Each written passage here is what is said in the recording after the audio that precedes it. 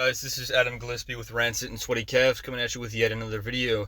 And as many of you know, I'm a huge Henry Cavill fan. I love what he does. I love the vibrancy that he brings to the roles he's played in the past. I thought he was one of the best additions to the Mission Impossible franchise yet. I also think that he embodies so much of what Superman resembles. So when the news came in that he was no longer going to be playing Superman and they made it official by James Gunn firing him unceremoniously, right after they hired him again and he left the Witcher role to play the role of Superman, I was pretty upset and saddened by the fact that he was betrayed so carelessly, so cold-heartedly. And a lot of people have been responding to the news in kind with outrage and curiosity, and I can understand that. I also understand DC's desire to go with a younger actor for the role of Superman. However, I do want to say that if you're trying to get fans' butts into seats, one of the worst decisions you could possibly make is getting rid of Henry Cavill. Everyone on planet Earth thinks Henry Cavill would be a great Superman, and you should have kept him. You should have figured out a way to make sure that you could keep him as a character in the franchise going forward. James Gunn, on the other hand, has acknowledged uproarious fan outrage following the recent decision to replace Henry Cavill in the forthcoming Superman sequel. Last week, fans were furious after Cavill shared the heartbreaking news that he would no longer be reprising his role as the Man of Steel, despite being told by the studio to announce his return in October. At the time, Gunn had also confirmed the decision, shutting down rumors that it was because he didn't like Cavill. Now, nearly a week later, on Monday, December 19th, Gunn has confronted the unkind backlash from fans, writing in a tweet that when he and co-CEO Peter Safran took the jobs as heads of DC Studios, they were aware there would be a certain minority of people online that could be, well, uproarious and unkind, to say the least. Here's that. Among those on the slate of Superman, I'm not going to read that. We were aware there would be a period of turbulence when we took this gig, and we knew we would sometimes have to make difficult and not so obvious choices, especially in the wake of the fractious nature of what came before us, Gunn added. No one loves to be harassed or called names, but to be frank, we've been through significantly worse. Disrespectful outcry will never affect our actions. He explained their choices are based upon what we believe is best for the story and best for DC characters who have been around for nearly 85 years. Perhaps these choices are great, perhaps not, but they are made with sincere hearts and integrity and always with the story in mind, Gunn said.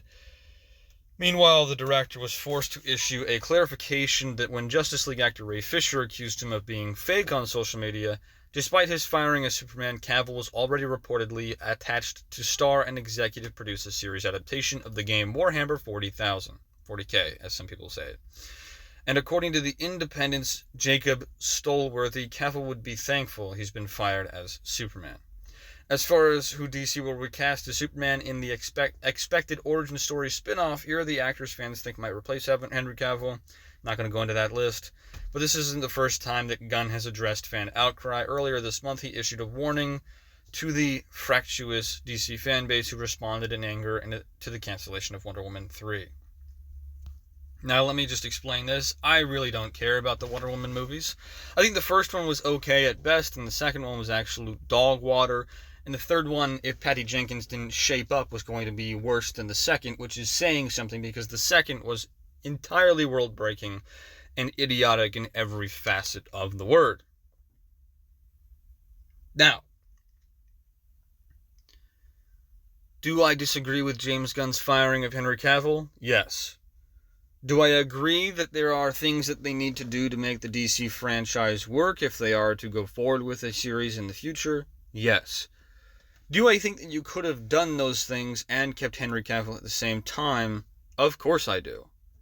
Do I agree with fans getting outraged and upset over the fact that Henry Cavill was fired weeks after being rehired? Of course I agree with that.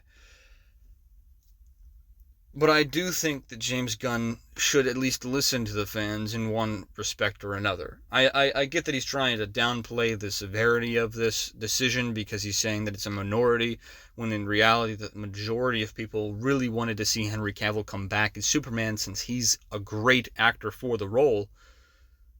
But he does have a point in the fact that if they're moving forward with a 10-year plan, a younger actor would probably last a little bit longer in the role and look more like they're supposed to by the end of that 10-year plan.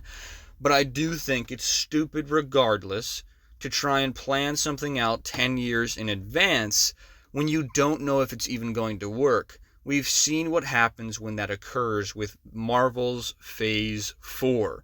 They planned out all these movies that nobody actually wanted and didn't care to make the stories well-rounded, and it resulted in Phase 4 being an utter disaster and them losing money on almost every single project apart from Spider-Man No Way Home, and that wasn't even a Marvel exclusive film. I think one of the only movies that made its money back in Phase 4 was Doctor Strange in the Multiverse of Madness, and that's only because it was riding on the tails of Spider-Man No Way Home. What DC should do is focus on creating one good story. Make one well-rounded, very uplifting, hopeful Man of Steel, Superman movie. Truth, Justice, and the American Way, the whole shebang. Incorporate Lois Lane, Lex Luthor, Jimmy Olsen. You can bring in Brainiac, Ma and Pa Kent, Clark.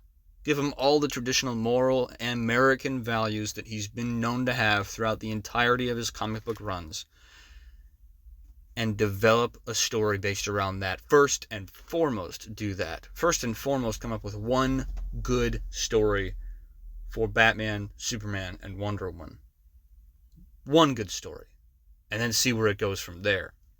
Have a general idea of what you want to occur in said franchise, in said universe, but don't create a 10-year plan without actually knowing what the numbers are going to be like.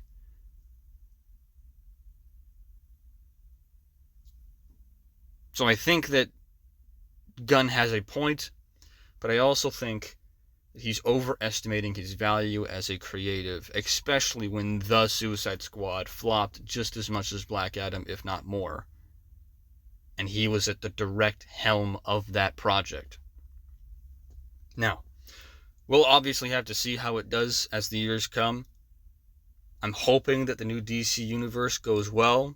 I want to see good superhero movies again, and if DC is able to usher in another era of good superhero movies, that's great. If not, that sucks. Who cares? We'll move on. We'll find another way as fans to get the superhero fix that we all want, you know?